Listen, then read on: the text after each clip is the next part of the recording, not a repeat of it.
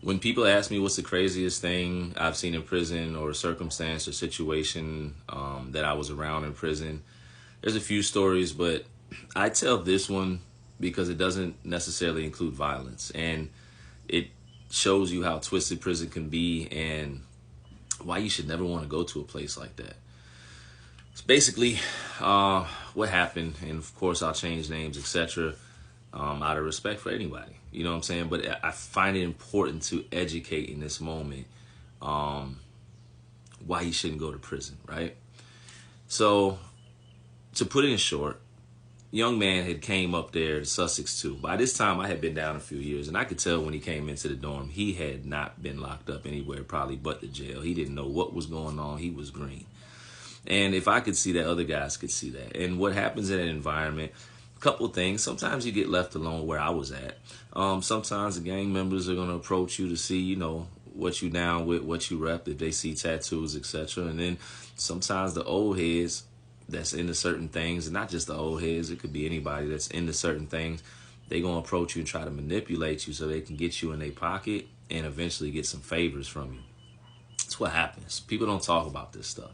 And again, it doesn't happen for everybody, different systems, different situations. But I'm just saying this is what was happening in this moment to this young man. Because while he sat his bag down and came back out of his cell just to see what was going on in the environment, asked the CO some questions because obviously he had never been here before. One of the old heads that was into no good, was known to have several relationships and even been known to do some pimping and pandering back there. Believe it or not, because that's something crazy that happens in the system sometimes.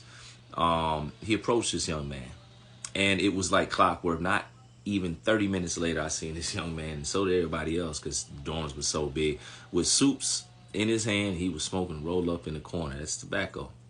Now, the problem is this: he has never went to commissary, so that means somebody had given him this stuff, and who had given him this stuff was the older gentleman that was down on him for reasons he probably didn't know about. Well, over time, it went from the young man having a couple of soups to eat every night and being happy about it and thinking he met a new friend to sitting down and making meals with the older gentleman. Eventually, over time, they would move in to the cell together. It happens in prison, y'all. Again, everybody doesn't do the same things. I want to be clear. There's a lot of stigma when it comes to certain things. To each his own. Everybody's preference is everybody's preference. But it does happen back there. It does. And it's not uncommon to see two men move into the cell with one another, if they're in a relationship. And so this young man moved into the cell with this older guy. All this probably happened in the course of 3 weeks. Because the older gentleman, he had some influence on the compound. So it was easy for him to get some cell changes done with the COs, etc. Around this time, they had passed a rule up there where you could put your pictures of your family members and loved ones on the wall. This was a big thing. It may seem so small to y'all if you've never been to prison, but to be able to put pictures of your loved ones on the wall, that is amazing. That's fire, and it's needed. You need sometimes to be able to get up, see a picture of your mom or your child or whatever, and be motivated to get through the day. So everybody was excited, and as we found out the story from one of the young man's homeboys later on, because we want to know what happened. What happened was the young man was putting his pictures up on the wall, and the older gentleman seen a picture of somebody looked familiar, and he asked the young man that he was in a relationship with, he said, "Hey, who is that?" The young man said, "Oh, that's my mother." Old head, being manipulative and all that, you know what I'm saying? I guess he was trying to get in with his mom at the same time. I don't know. But he was like, "Man, let me talk to her one time. I think I know her, you know what I'm saying, such and such."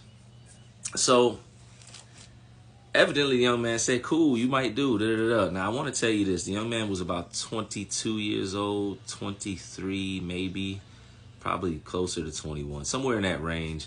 Old had been down for 20 years. So anybody he might have known, he didn't know anymore. So there's a part of me looking at the story or hearing about the story. Maybe he genuinely didn't know who this lady was and he was just reaching out to her. Maybe he got scared and wanted to double check. So I don't know what happened. But what I do know what happened next is that the young man that he was in a relationship with put him on the phone, three-way phone call. And I remember because we were playing poker right there, and the phone that we play, or table we play poker at, is right there by the phones. Why? We can get to the phone, we can run back to the poker table. We drink our coffee, get back to the phone. It was just our spot right there. And you're not ear hustling, but a lot of times you hear the conversations. And I remember the two walking out, and I don't mean to laugh because it's not funny, but it's so crazy. They're getting on the phone, and a young man says, "Hey, this my mama, you could talk to her."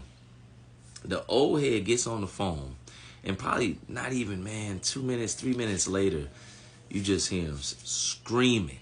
And when he starts screaming, he's looking at the young man. He says, "You're my son. You're my son. I've been messing with my son." He said a few other things. The young man started break down, crying, sobbing. It was,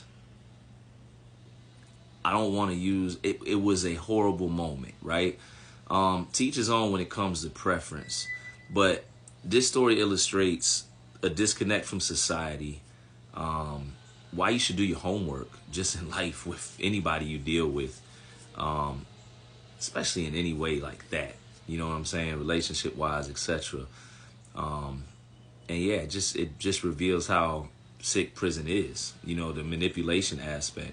And it's twisted because this old head who was preying on somebody, the whole time he was preying on his own son.